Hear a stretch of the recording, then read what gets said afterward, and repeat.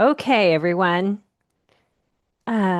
We are having some weather here, and so I just want to give you that heads up because I want you to, if we lose power, something like that, that's why. So, anyway, I want to make sure we've got all the recordings going of all the places, and I'm going to shut the waiting room off, maybe. Give everybody just a couple minutes. I'm trying to see if it will let me let people in before we actually get to going. Hold on here.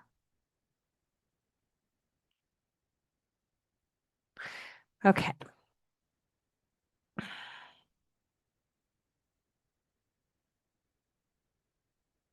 Hi, Brandy. I've got another gal that may be coming, so I'm going to give just a minute here to see, but I'm not going to wait too long because I like to stay on schedule. Um, we have hail and a lot of weather going on right here. And it was so funny because as I was getting the garage cleaned out and checking to get, get everything lined up so that nothing happened to the cars and that they didn't get hailed on, I was thinking about the fact that a lot of us women, we probably have, depended on spouses to do this in the past, to take care of making sure the vehicles are taken care of and that they're covered and that all the things. And now that we're single, that's something that we have to do on our own. And I never looked at it as something where I was, um, oh no, there's nobody here to take care of it for me. I was never that girl. I was the girl like, it's up to me. And so, even though now it really, really is up to me, I actually feel very proud of myself for being able to do these things and that I can take care of my family and I don't have to worry about somebody to come and save me or somebody to do the job or somebody that doesn't do the job and you have to do the job and then there you are doing the job, feeling begrudging and everything about it. So, anyway, I just wanted to add that because I think that it felt empowering that, you know what, I can take care of myself and I'm going to be okay. So, okay, I need to share my screen. I am going to start this after I figure out how to share my screen.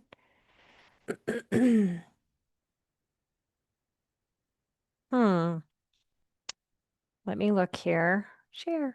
They just changed everything in Zoom and it's so different.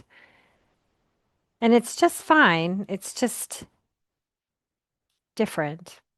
So, all right, here we go. I'm going to scoot me over a little bit. I don't know if you guys can see the people or if you just see the slides or what you do. So I'm just going to go ahead and get us started here. So I am Michelle Spexarth, and I am the creator of Heal You, Heal Your Kids. It's a coaching program for people and moms basically that are going through narcissistic abuse. They've left, but they're still trying to recover from all of that. So, our class tonight is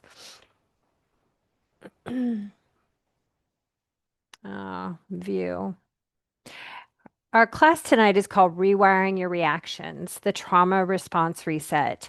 And the reason that I wanted to do this class is because this class, I did it over a year ago and it was very, very popular. And also, the worksheet that goes with it is very, very good. And it's something that you can take with you and or have as a PDF and you can use it. You can have it posted up if you need it.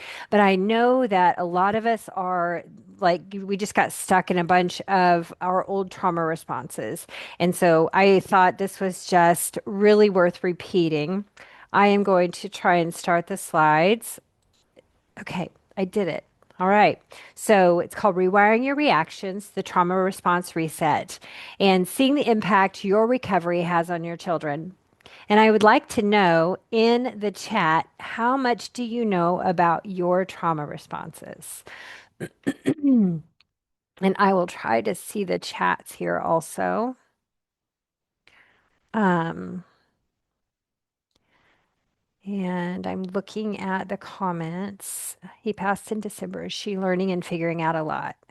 So I want to ask about that. My mom is realizing how much my dad for her, he passed, how much he did for her. Okay, got you. He passed in December and she's learning that and figuring it out. Yes, when there is a, I mean, when you have a good man and they do such a good job of caring for you, it's just a beautiful thing. It's absolutely fantastic. And I just love that so much for your mom and that she had that. And yeah, the appreciation of that once it's gone is big. Okay, so how much do you know about your trauma responses? And you're welcome to put it in the chat if you would like. Say a six, but actually probably a three or four. So we will learn more about that tonight, because I think that it's really important in knowing about trauma responses. You know more about when they show up, what they look like, and how much it's running your life. So that's what, yeah, that's a big deal. All right, let me see if I know how to make these go forward. Enter. Maybe not. Oh, here we go. Click on it. Okay, so let's, if I go back.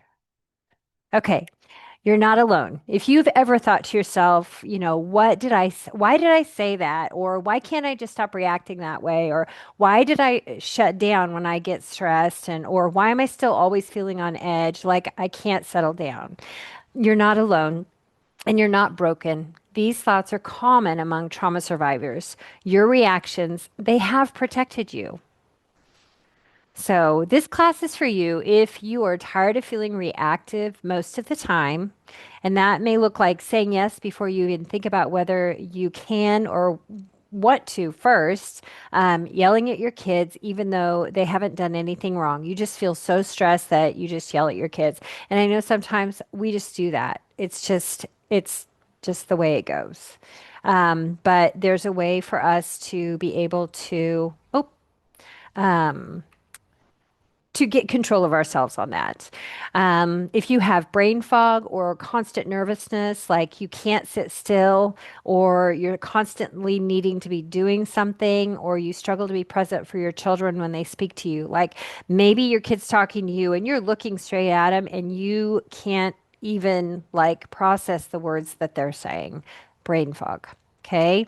If you're ready to take back control of your life, you know there's a better way to live and being calm, and you want to be that calm and present parent. Also, you know things can get better, but you aren't sure how. So, creating a safe environment for your kids, but you're not sure how to do that, or wanting to make a life that is intentional and peaceful, but you need some direction. So, about me, I'm Michelle Spexarth. I'm the founder of Heal You, Heal Your Kids program. I've spent most of my life surviving narcissistic abuse. I grew up in a narcissistically abusive home, and there was physical abuse when I was very small, and then there was narcissistic abuse later. And so it was definitely tiptoeing around and trying to figure out how I fit into everything. I have been married twice. The first one was physically abusive, and it was around O.J. Simpson time, so it tells you how old I am. And I thought about Nicole Simpson, that she was murdered, and that if I stayed, that that could be what happened to me too. So I left. And then I got myself into another narcissistically abusive relationship a few years later. This one was 100% different. He was very passive. He's very like peaceful. And that marriage lasted for 18 years. But 8 years ago, I left that environment and I decided the abuse cycle stops with me. I have five children, ages 23 to 13, and I have raised them to honor themselves and others in a healthy way. Rebellion was something that I knew so much about. And so I was determined to raise my kids to not feel the need to rebel. And I believe I've done that and I am doing that. I started reading and listening to everything about narcissistic abuse and raising children through it. And the interesting thing is that I didn't even know what I was dealing with when I left. I think I was gone 3 or 4 months before I had somebody hand me a book, and I can't tell you the name of the book yet, right now, but they handed me a book, and I started reading this book, and I was just like sobbing because I was like, this is exactly what I lived through. And other people have lived through it too, and this is so awful, and now it has a name. So that was a big deal to me. So after I started really educating myself on what I was dealing with, I decided to become a certified life coach after I had a coach for a year because she had helped me out so much in dealing with what I was going through. So I also took courses focused on trauma informed coaching. I created a Udemy course to help those who are recovering. I wrote a book to help focus on becoming the best version of yourself, which is right here behind me. And you can get it on Amazon. Then I started a free Facebook group called Heal You, Heal Your Kids, where we focus on the intricacies of healing and raising amazing children despite the past abuse. And we heal along the way because when we heal, we know how to heal our children. Now it's my turn to show you what I've learned so that you can have control of your life and how to respond to it. Where did my mouse go? First, I want to tell you a little story about Dawn. This is one of my clients, and she's done a wonderful job through her coaching. After I left the abuse, it seemed like things got worse. I struggled to be okay in general with anything in life because I was living from trigger to trigger. I can't tell you how many times I wanted to go back. I questioned myself about my decision. I felt so tormented.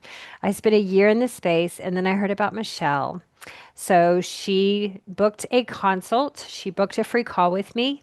When she got off the call, she did feel very hopeful and she listened and asked. I asked such amazing questions and really got her to thinking about things in her life. We made a plan to get me out of rumination and help me to create my own closure. And this, along with several other areas that I really wanted help with. I'm 3 months in and I feel so much better and different already. Each session, I feel more like who I want to be. I'm managing stress so much better, and my self confidence has grown so much. And another thing about Dawn that's really, really cool is that she had some little soothing things that she did. And she has already reported that she very rarely does those anymore. And I thought that was just a huge thing because sometimes we have little nervous tics of things that help us to feel soothed. And when we do those things, that's just part of our trauma response. But she has already told me, she's like, I very rarely do those anymore. And so I thought that was just an amazing thing that I wanted to share with you guys. Okay, so what you're going to learn today, why your reactions make sense, understanding the logic behind even your most challenging responses, the 4 response types, identifying fight, flight, freeze, and fawn in your daily life, 3-step transformational tool, a practical method to shift from reaction to conscious response, and then practical resources. So I will give you a take home worksheet after you book a consult with me so we can look at and see if you are interested in doing some deeper healing work. So here's the problem. Why do you react that way? So this is what's happening. You react in ways that don't feel like you. You snap, you shut down, you people please, you have guilt, you have confusion or shame. You are in hyperdrive most of the time. That was me. That sometimes still is me. Let's just be truthful there. The truth, these are nervous system responses, not character flaws. Your body's trying to protect you through patterns it learned in high stress environments. And for survivors of narcissistic abuse, these reactions become deeply habitual. So you probably don't even like consciously, oh, look, I'm in fight. You don't do that because it's just so ingrained in you. Why hasn't what hasn't worked and why. So, trying harder to control your emotions. So, think about that, a beach ball, and you're pushing it down, trying to control it, trying to control it. And what happens is that it eventually it just pops up and it just blows out of the water, right? That's what happens when we try to push down our emotions, when we try to control them. Willpower alone is not going to override those deep survival patterns.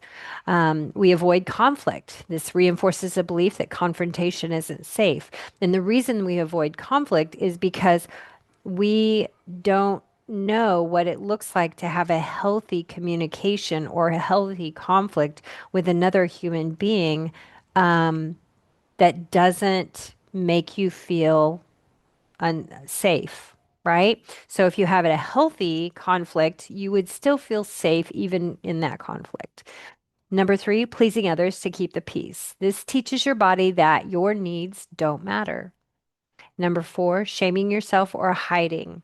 You can't shame your way to healing and safety. In fact, if anybody is interested in this piece of it, I find this highly fascinating, is that on the energy spectrum, if that's something that you're interested in, on the energy spectrum, shame is the lowest vibration on that. And I found that very interesting. It's right above death. So when you are feeling all of this shame, you literally are in survival mode because it's right above death. You're just like a vibration away. How scary is that?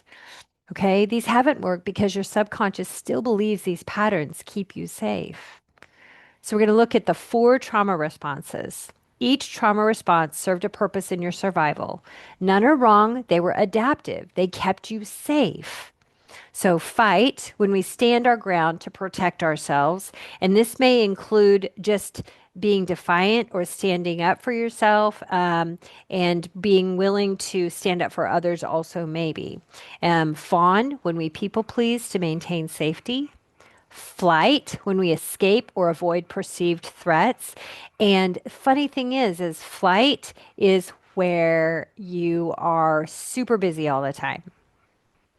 And then there's freeze, when we shut down, when we feel overwhelmed.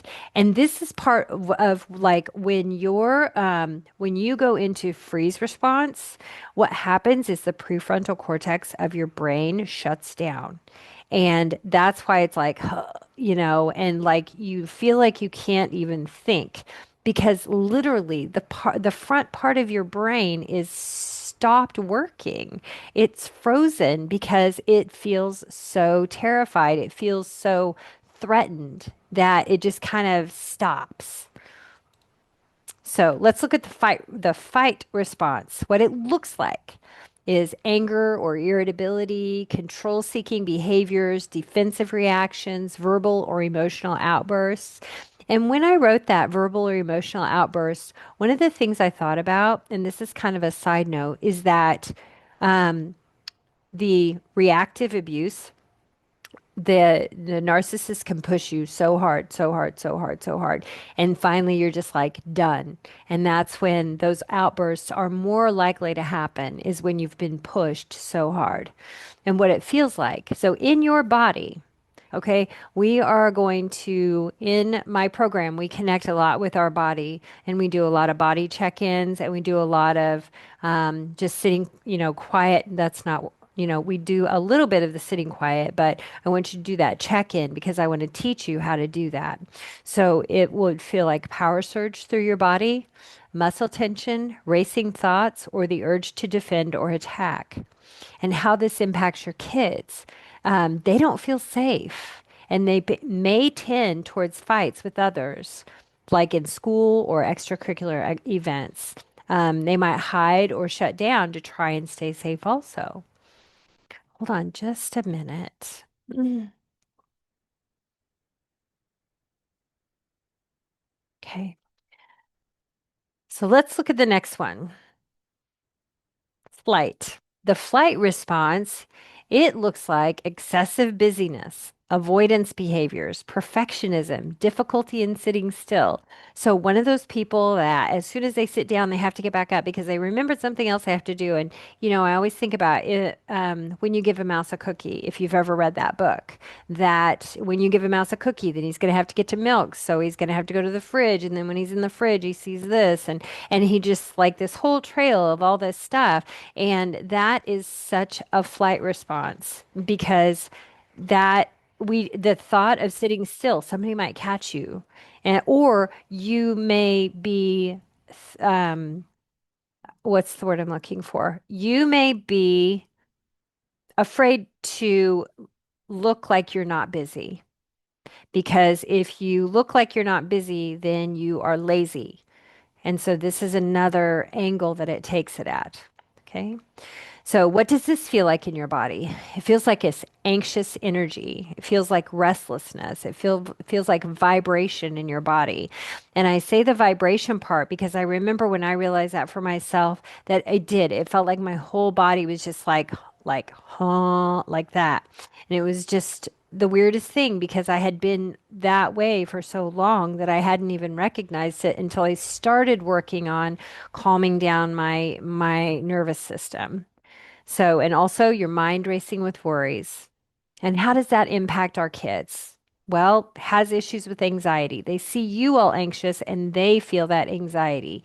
Struggles to sit still, like in school, it might be a really big problem. They may say your kid has ADHD or something like that because they can't sit still. And it's not really that, it's that they are having such anxiety about things that are happening at home or that are happening within themselves that they don't know how to deal with. And so they could end up with that.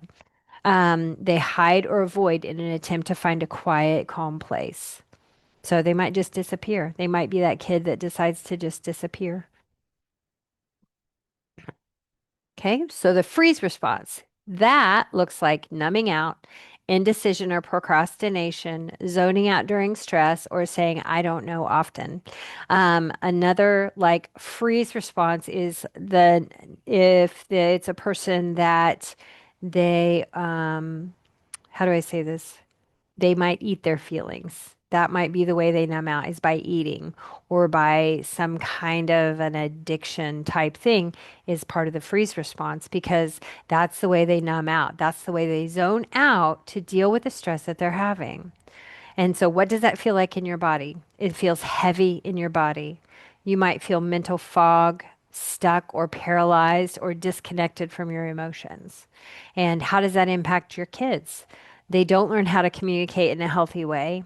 They tend towards depression and they say, I don't know, because they're trying to stay safe from harm. So, the same way you might say, I don't know, your kids learn, if I say, I don't know, people stop asking me things. When actually what happens is, I don't know, shuts down your own brain and puts it into a numb state. And then the fawn. Fawn response looks like over apologizing, excessive caretaking, people pleasing behaviors, saying yes when you mean no, overextending yourself in every area of your life. And what does it feel like in your body? It feels like constant tension, guilt when setting boundaries, monitoring others' emotions, abandoning your own needs. And then how does it impact your kids? Well, they may become angry or resentful towards you because you don't stand up for yourself. They take advantage of you because they see that you're an easy target.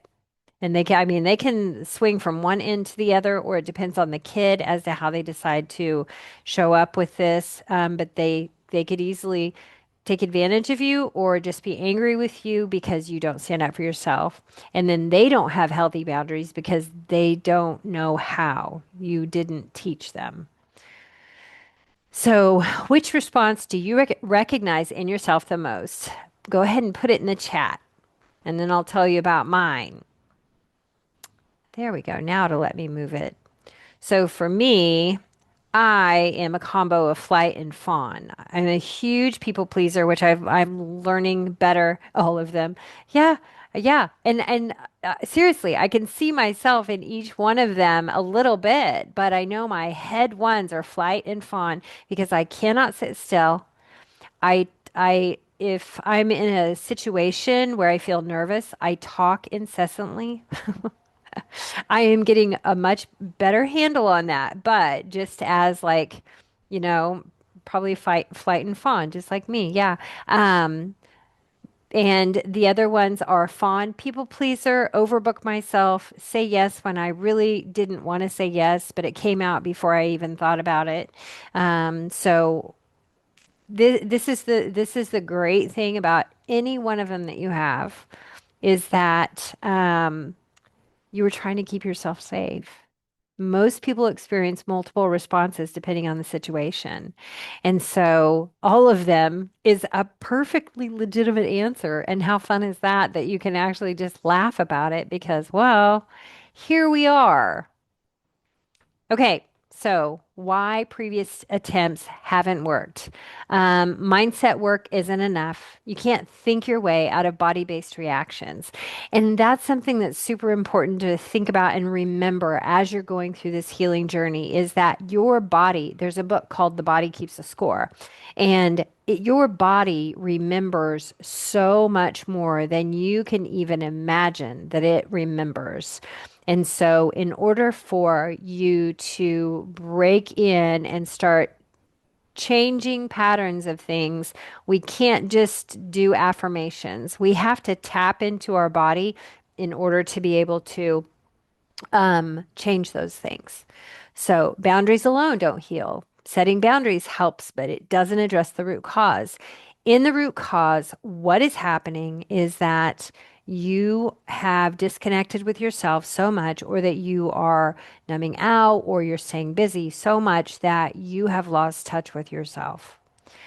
And being stronger isn't the answer either. Trauma isn't about weakness. You're one of probably the strongest people ever known. Okay. And the reason is think about all the things that you've been through. That took a strong person to do that. Okay. It's about the survival pattern. So your nervous system overrides logic when it perceives danger. Your responses aren't broken, they're just outdated. So your body is running off of an old program and it doesn't know that it's safe to try and do something new. So it continues to run that old program because it's all it has. And so it's time to break that and to show your body that there's a new way to do it so that you can start retraining your body to feel safe. All right. So, the solution, the three-step emotional processing protocol tool. So, step one is awareness. And we're going to do this here in just a minute. We're going to have you pick something for yourself and you can try this. So you're going to name it, the awareness. What just happened? Name the response.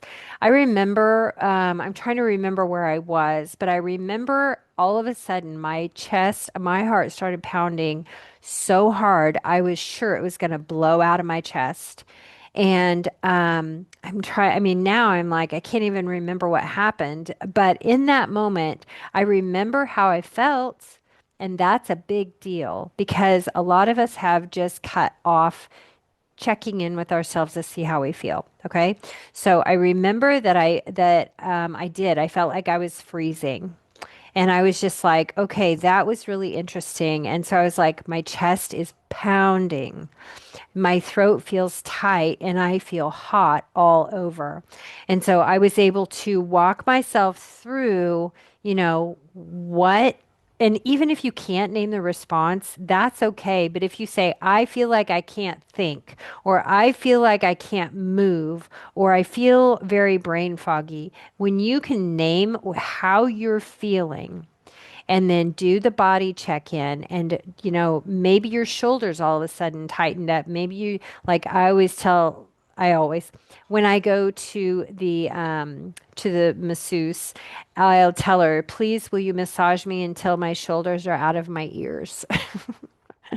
And so maybe that, you notice that your shoulders go up into a protection stance, so your shoulders hurt, or just like notice anything that's happening in your body. Okay, step two, curiosity without judgment. What triggered this response? Get curious, not critical. And the reason this is important is like if you can just step out of yourself, kind of like be the observer. What did my body need in that moment? And observe yourself without the judgment. Because when we can be the observer of our body, of what the trigger was, of the thought that came up, we come from a neutral place on that. And yes, this takes some practice, but that's why I have the sheet to give away at the end is because I want you to have this in your hand or on your phone or wherever you want to put it so that you can have that and you can practice that when you feel that trigger come up. And then step three is make an intentional choice. Next time this happens, how do I want to respond? Here's the thing is sometimes you will react immediately to the thing and then you'll be like, "Oh my gosh, I just had I yeah, this is a trigger. I'm having a response. I'm having a trauma response." And but you've already probably done some stuff and that's okay. That's okay. Just forgive yourself for whatever just happened and if you need to apologize for yelling or something, do that. But then come back to yourself and give yourself some space to just really look and sit down and look at where you are. So, next time this happens, how do I want to respond? And choose one small action that honors your needs and your safety. So, next time this happens, I'm going to take 5 seconds to just breathe before I do anything at all. Something just simple like that.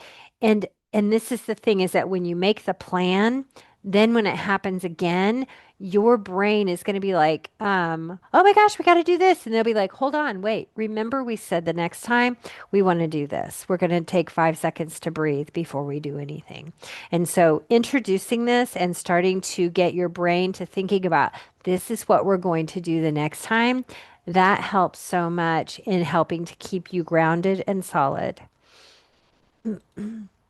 Okay, here's some ideas. Here's my my girls. So we were goofing around on the computer and I thought it was hilarious. So here's some ideas of like solutions that you can, have for yourself is I'll sit down and do a breathing exercise for 2 minutes. And I'll tell you something also, these are good to do even when you're in a calm state. Like, I started doing them in the morning when I was sitting in my rocking chair after I would do my Bible time and do some journaling. Sometimes journaling would trigger me. And so I would sit there and I would be like, I'm going to set the timer for 2 minutes and I'm just going to sit here and I'm just going to be completely present with my breathing and I'm going to do just that just to get myself calmed down, just to help me to be in touch with my body, and just to help me to reset. So I will stop and take 3 deep breaths and let my body reset. I will count to 5 before answering whether I will do something or not. I want to go back to number 2, though. Those 3 deep breaths, they literally do reset your body, and they tell your body that you are safe. So remember that when you decide, I'm going to take 3 deep breaths, it's resetting your entire nervous system. I will commit to learning how to sit still for 5 minutes and increase that over time. So, us flight people, huge. Sitting in a chair for 5 minutes. When I started practicing this, I am not going to lie. I felt like I had spiders crawling all over my skin. I could not stand it. And I did. I had to go to 1 minute. Can I sit for 1 minute? Okay, I did that. And then the next time, okay, I'm going to do it for 2 minutes. I am not kidding you. I could not sit still. And so getting up to 5 minutes for me was agony. And I go sit outside every night for 15 minutes and it's just bliss. And I'm like, wow, it doesn't mean my brain shuts off and that I don't think about stuff. I do, but at least I'm sitting still, which is huge for me. I will stop and I will do a body check to see how it feels and what's going on. So, doing a body check is really, really great for connecting with yourself. And the reason for this is because most of us have become so disconnected from like actually feeling what our body's doing and honoring that. And so, doing a body check is one way for you to honor yourself, show yourself that you can trust yourself, that you're going to take care of you. And inner child work's another big deal, but that's a different class altogether. Okay. So we're going to practice this together. And what I want you to do is I want you to think about something that, I don't want you to be in full trigger here at all, but if you can remember just maybe over the past week or two where you had something happen that you felt a trauma response or something of the sort. And if there is, hold on, a lot of deep breaths. But how wonderful that you know that about yourself, that you need more than just three deep breaths for yourself. The fact that you know that is so good.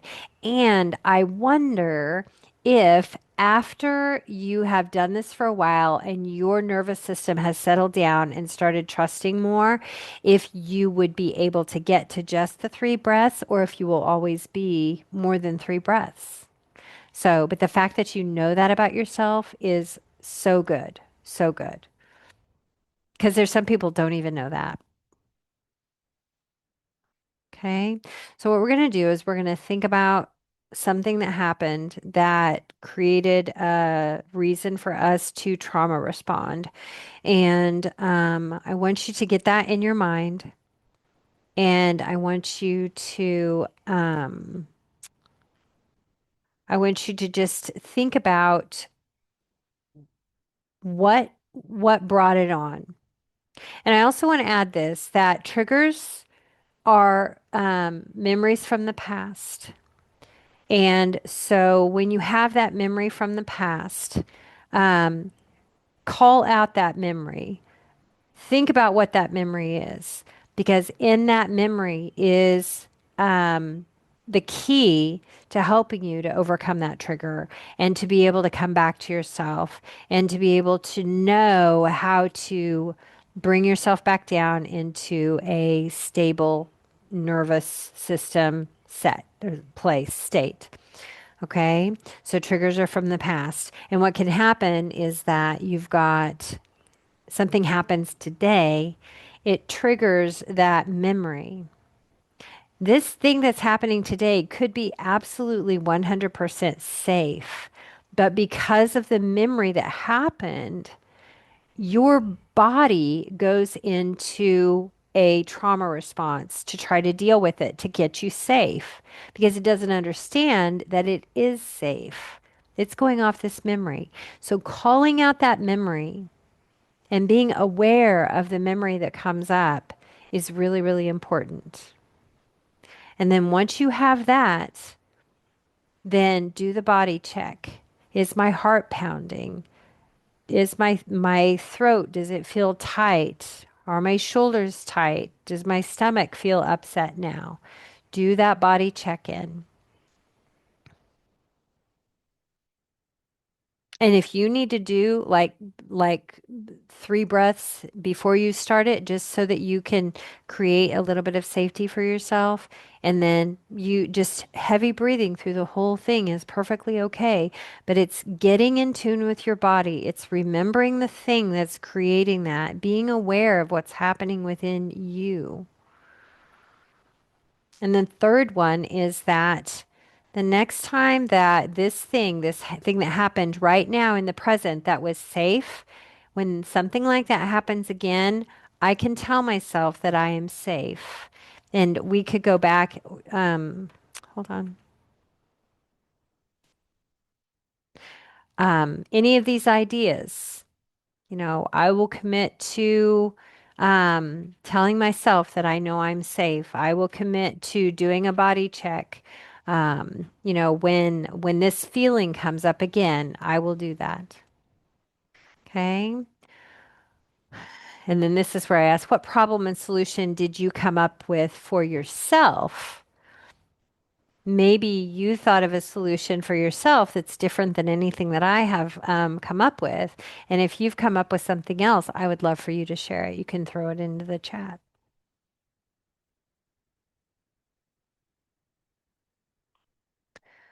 Okay, so I want to tell you about Cindy and her story. Before, I used to shut down completely, stuck in fear and overwhelm whenever I felt triggered. It was like my body and brain just froze. I started staying home more because I got so tired of feeling frozen and not knowing what to do. Michelle taught me how to work through it in a way that's quick and amazing. And now I have the tools I need to work through freeze times. I feel so confident and so much more in control of myself and how to respond. Oop,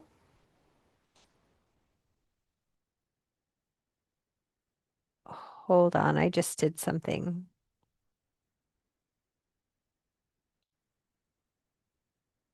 Resume.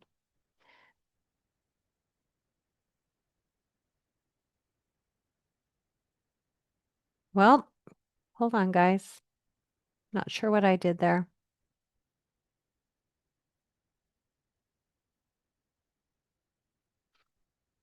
Hmm. Okay, and here's Kathy. So, Kathy, before I was crying so much and I wasn't even sure where to start to get help with what I had been through. I couldn't just check out of life. I had a business to run and moving to do. However, I was teetering with my emotions and knowing how to navigate this healing process. Through working with Michelle, I've been able to bring my issues to her weekly in our coaching sessions, and we work through what came up for me during the week. When I was having a really bad day, I knew I could reach out to her and get some guidance on how to work through it until our next session. So we do emergency sessions from time to time because they happen and they are necessary. If I'm available, I love to do those because I know that you need that help right in that moment. And this isn't about you becoming dependent on me. This is about me teaching you how to be independent so that you can go out into life and feel confident and feel like even when horrible things happen, that you know that you can take care of yourself and your babies and that you will have the tools that you need to solve your problems and move forward in life. Okay. So the result, I feel so much stronger emotionally and mentally. Michelle is teaching me how to be self-reliant, emotionally resilient, and myself. And my self-confidence is growing with every session. So that's Kathy. So here's the program, the Heal You, Heal Your Kids program. I've got the stress management system where you learn to process emotions and reduce anxiety responses, self-confidence, rebuild your sense of self-confidence and personal strength, life rebuilding, creating your new normal with healthy boundaries, and child support. Not the kind we get from our exes, but help your children navigate co-parenting healthfully. So, your children are part of the whole co-parenting thing too, and they have to deal with this narcissistic parent on a regular basis, unless you have been one of those people that has gotten full custody 100% of the time, and that they have their own pieces to deal with. And so in the Heal You, Heal Your Kids program, we talk about navigating our healing, navigating dealing with this other parent. I don't want to call it co-parenting, um, and helping your children to be equipped with the tools they need to be able to go over there and not get just obliterated by the abusive parent. And I'm talking emotionally. I'm not. Physically, that's pretty much a simple one. They'll be gone. So we do weekly one-on-one coaching sessions where we address your specific needs and challenges, and we create personalized strategies for lasting change. So in the stress management system, you will learn to process emotions and reduce anxiety responses, learn to be proactive in your life, learn how to work through any situation in life in a calm state. The emotional processing protocol has many tools to help you work on each stress area of your life. And when you start working on your stress, then you can teach your children how to deal with their stress. When you reduce your anxiety and your depression, then the chances of your children getting these issues is greatly reduced. Okay, we work on your self confidence, learning to love yourself and know that you are worthy, learning to trust yourself, learning to show your kids how to have self confidence too. Because when you teach and show your kids how to do this, you will have less behavioral issues with them and show them how to be more self reliant because they will know themselves so well. So that was a big thing that I wanted as a parent was I wanted to make sure that my kids trusted themselves. They felt confident in their abilities, that they knew that they could come and talk to me about anything, but at the same time, they knew that they were very capable of doing as much as they could possibly do. And when they couldn't, because they were small or whatever, they come and ask for help. And it's just been really amazing and kind of difficult because I've got a girl leaving next month to go a long ways away. And it's so funny. She's like, I'm so excited to leave. And I said, the funny thing is, I'm not excited for you to leave. I'm excited for you to leave, but I'm not excited for you to leave.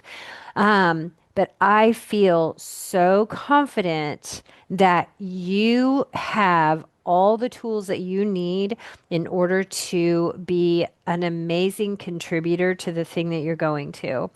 And she's quite fearless and she's not afraid to try anything. And so I'm very proud of her for that. And I'm also, very glad that she's equipped to go. So, rebuilding your life. We talk about setting goals. If you are struggling to find out what direction that you want to go now, we talk about that. It's a safe place to work through the rebuilding process. I support you on helping you to create a new life that you love. Help your children to set goals and have plans for their lives. And it will be so much fun because you can be a team with your individual goals and show them respect for each other's space and honoring each other for their individuality. So I love that so much because as I grow in my goals, my children grow in their goals too. And it's been very interesting because there was one time I was working a lot in just like 2 or 3 days. And um, I was just like, I am so sorry. And my children, because it's not normal like that, but my children were like, it's okay. We know that you're working on a goal and you're going to get it. And so I thought that was really, really awesome that they understood. Trying to figure out your life goals right now. Yeah. I mean, and also with all of the mental garbage that's happening because of all of the abuse, and then trying to figure out life goals on top of that, oh, it's so much. It just seems like so much, but we can do it. We can do it. Become the example that you want for your kids. So these two back here are mine, and these are friends of theirs. This one and this one are inseparable now, which is adorable because they're just like, they're all peas in a pod. It's so cute. So learn to communicate more effectively with your kids. Learn to support your kids in a healthy way. Learn to be your kids' safe place and teach your children how to respect and honor themselves so rebellion isn't even a thing. For me, them being accountable for themselves and them having their moral compass, that is where your education, where your lessons for your children needs to be, because when they have their own moral compass, you don't have to be that strict, horrible person that's like, well, you better in all this. They have that moral compass. They know what's right and wrong. They've owned it for themselves. And that's where the power in that is. So imagine your future self. Okay, so today you're taking the first step towards healing by recognizing your trauma responses. You're here. That's awesome. And think about 3 months from now, you're using new tools regularly and you're noticing fewer intense reactions. And in 6 months, you're attending your children's events in a calm state, even if the ex is there. You feel strong and confident in situations that once overwhelmed you. You're modeling healthy emotional regulation for your children, and you can quickly spot your when you're triggered and you can work through it and get on with your life. I am never going to tell you that you're never ever going to have a trigger again. That is just silly talk.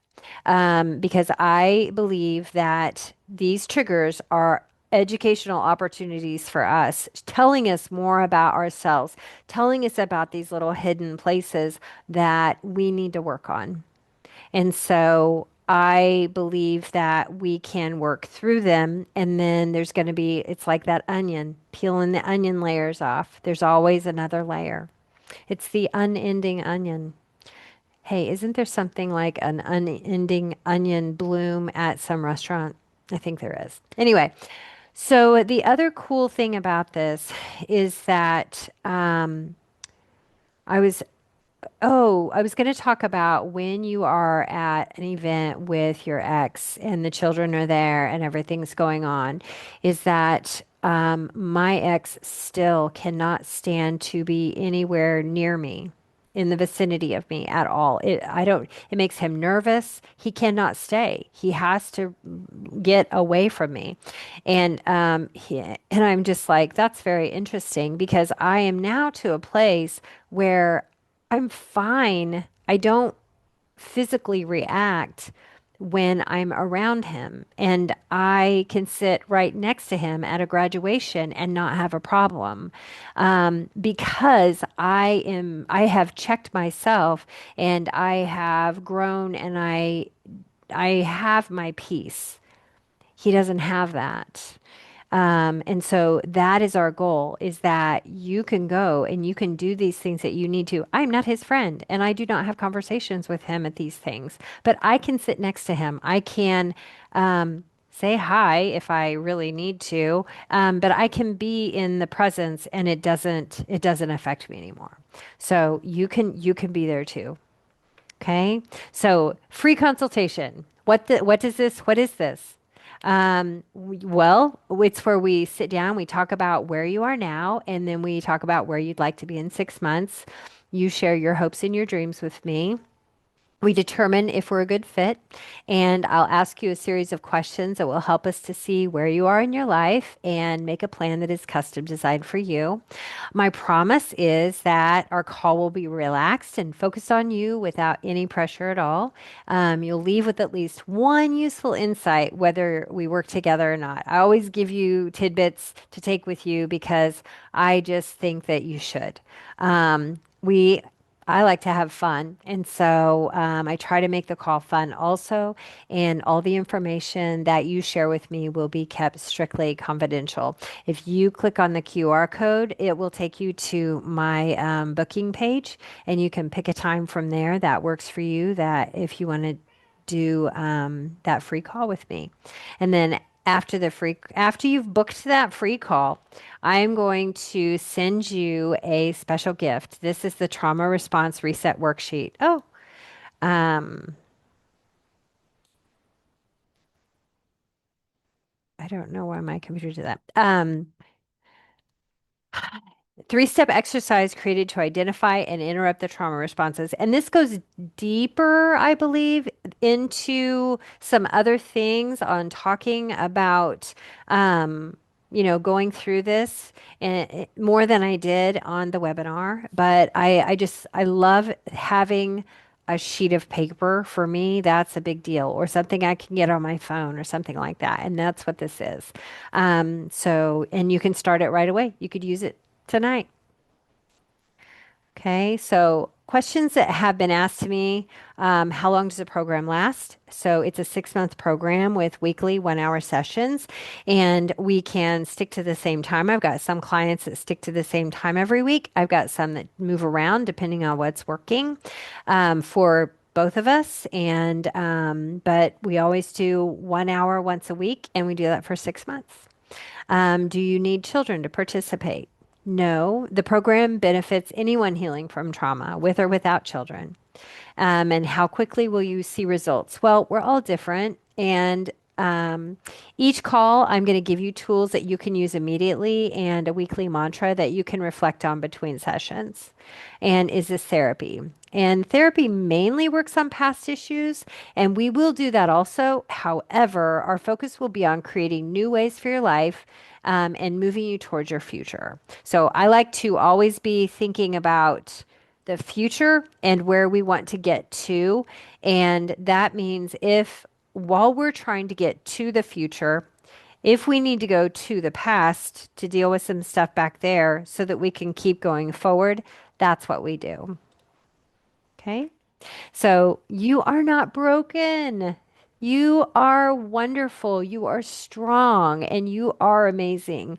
This is one of the hardest things you're probably ever going to go through. And on the other side of this, the joy of life of creating something that you absolutely love is such a reality, and I speak that for myself and I speak that for my clients too, because I've watched them blossom in their lives. I've watched them start making these intentional decisions to create a life that was is exactly what they want, that they are like, wow, I actually get to choose. There's nobody here to stop me.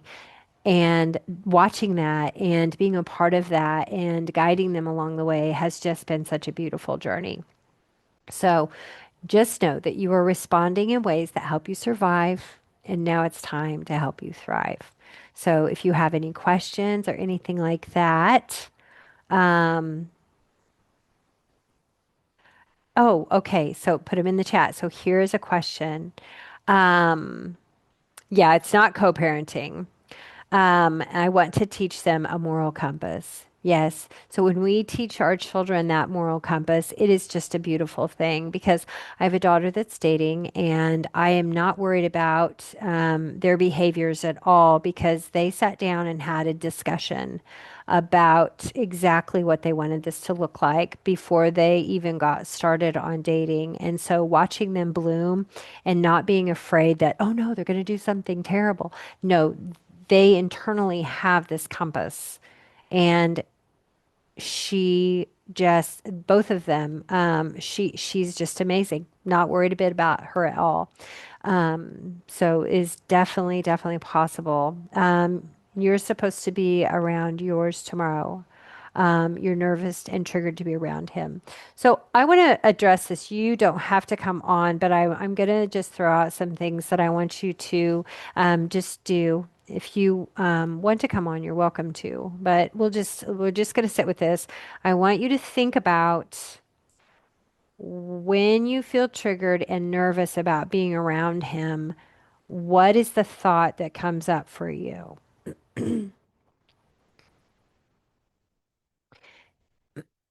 Excuse me. Once, and you can write that down or you can put it in the chat, whichever one that you want to do. And then I want you to think about the thought that comes up. And then I want you to do that body check in.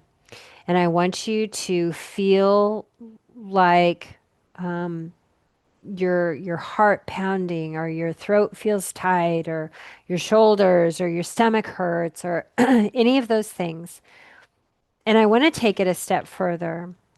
And I want you to think about, um, do you feel hot? Do you feel cold? Do you feel clammy? And I want you to notice as many different things about the feelings going on in your body as you can. You might close your eyes and you might feel a color. Note the color. Trying to get me to react or my child to behave mean towards me. A cement ball in your stomach.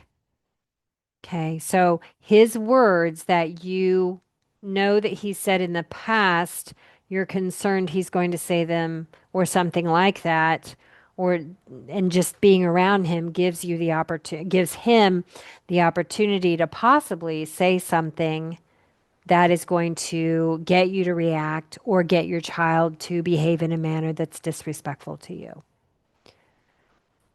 And the cement ball in your stomach. So notice that. I'm going to share another technique with you because I really, I want you to have it. So I want you to close your eyes and I'm going to do it too. I want you to close your eyes And I want you to think about that cement ball in your stomach. And I want you to give it 10 is extremely intense and like so excruciating. And one is I'm barely feeling anything at all. And I just want you to note that. And then I want you to breathe all the way in. And then I want you to tense up your whole body, every muscle that you can possibly tense up. I want you to tense it up and hold your breath. And I count to five. I'm already three, four, five. And then breathe out and release all your body. And then I want you to breathe in as deep as you can. And I want you to tense up your body, everything, and hold your breath at the top. Tense everything up as tight as you can. And then let everything go. Breathe out, relax. And we're going to do it one more time. Breathe in, hold it at the top. Tense your whole body up tight. One, two, three, four, five. And then release. And I want you to notice any differences that have happened. And I want you to give the cement ball in your stomach a number that you feel now. And if it is lower, then it has started working. If you are a three or under, then you don't have to do it again. But if you're above that, you'll want to do that again until you feel like it's a three or under, because that is helping your body to release those feelings. And on the thought about him saying terrible things either to you or to your child. One of the things that I had to do was, and this, there's a couple different things. One of them's not very nice, and the other one is just, what it is that I no longer value his opinion. So anything he says that is not factual means nothing to me. And that really helped me to realize that, yeah, I don't value his opinion anymore. It doesn't really matter what he says to me. And even if it's something about your child, something like that. And if your child is disrespectful to you, then you need to call him out on that. And then take, some punishment for that, because being disrespectful to your mama is not okay. But when you can say that, and the other part is that this is old school, but it worked for me. And sometimes when I was feeling a little bit rougher around the edges, is I don't mind because you don't matter. And it basically what meant for me that I'm not going to listen to your opinions because you're not important to me. And like I said, that one's a little bit rough, but it really did help me to just kind of have some fun with it and to also just realize that, you know what, his opinion isn't important anymore. So. Okay, our hour is up. Thank you so much for being here. I appreciate you guys so much. And thank you for your participation in this. And I hope you have a great night. And I hope to see you on a free consult very, very soon. So we will see you later after I learn how to shut everything off.